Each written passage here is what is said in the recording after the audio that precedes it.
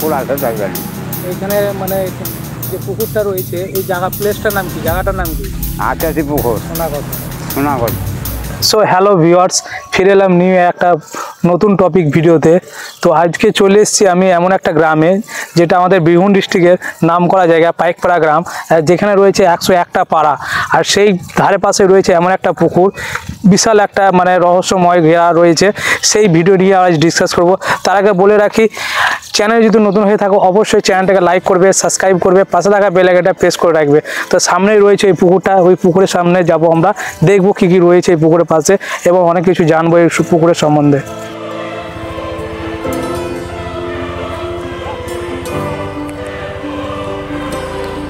বন্ধুরা, আমরা এমন এক জায়গায় যাচ্ছি, সে এক মানে হিস্টোরিক্যাল প্লেস যেটাকে বলা যায়। আর এখানে শুনেছি দুর্গা ঠাকুর আছে এই পুকুরটাতে। আমরা সেই পুকুরটাতে দেখবো কি রয়েছে না রয়েছে। তো ভিডিওটি স্কিপ না করে পুরো দেখবে।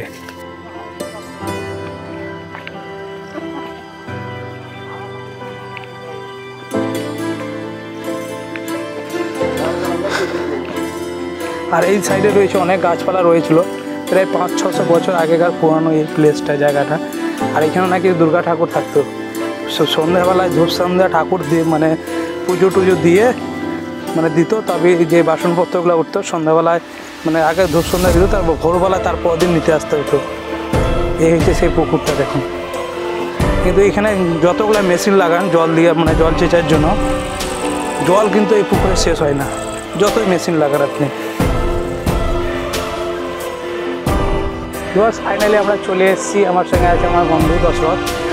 আর এই সেই পুকুর যেখানে স্বয়ং দুর্গা ঠাকুর মা মানে স্বয়ং বিরাজমান। আর এই পুকুরে মানে যে বাসনপত্রগুলো উঠতো আগের দিন সন্ধ্যাবেলায় ওই যে ঘাট রয়েছে সামনে, ওই ঘাটে ধূপকাঠি সন্ধ্যা জাল মানে দিতে হতো।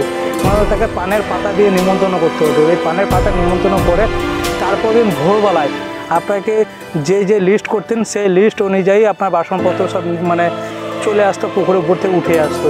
কিন্তু এখনকার মানুষ বুঝতেই পারছেন, লোভী মানুষ, দিনকার দিন জিনিসগুলো লুপ্ত হয়ে যাচ্ছে। আর মানে নেওয়ার পর সেগুলা মানে লিস্ট অনুযায়ী যে ফেরত দেবো সেটা করতো না, তাই এখনকার সেই জিনিসটা আর নেই। কিন্তু ঠাকুর আর রয়েছে, বিরাজমান রয়েছে এখনও পর্যন্ত। তো যাই হোক, খুবই ভালো লাগলো প্লেসটা। তোমরা দেখো আর চ্যানেলটাকে সাপোর্ট করো। তোমাদেরকে এরকম মানে সত্য ঘটনা টাইপের ভিডিও আমরা তুলে ধরবো, আর আমরা যেন এগিয়ে যাই সেরকমভাবে তোমরা সাপোর্ট করো।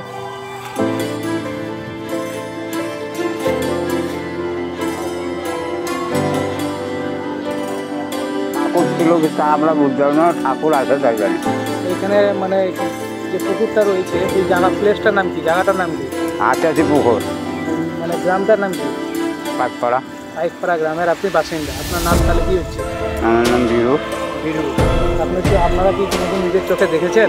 না, আমরা দেখিনি, এগুলো শোনা কথা নাকি? আমাদের শোনা কথা।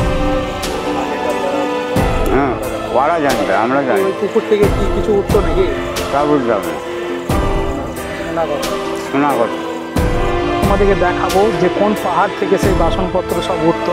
তো তোমাদেরকে নিয়ে যাবো, দেখাবো। এটা কোনো ফেক ভিডিও না, এটা আমার অরিজিনাল কন্টেন্ট। তো আমরা যাচ্ছি, রাস্তা দিয়েই যাচ্ছি। আর এই পুকুরের জল কিন্তু জীবনও মরে না, এনি টাইম ফুল থাকে। আপনি যত মেশিন টেশিন যতই জল লাগান, জল ছেঁচার মেশিন, কিন্তু জল মরবে না, কোনো দিনই মরবে না। তো তোমাদেরকে নিয়ে যাই, আমরা যাচ্ছি, তোমাদেরকে দেখাবো সেই প্লেসটা, মানে যেখানে আপনার বাসনপত্র উঠতো, ঠাকুরকে নিমন্ত্রণ করতে হতো দুর্গা ঠাকুরকে, তবে সেই বাসনপত্রগুলো উঠতো। তো তোমাকে নিয়ে যাব, দেখাবো, চলো। National high road Chatra Murarai রোডের পাশেই দেখুন, এই পাশেই রয়েছে এই পুকুরটা, আচাটি পুকুর।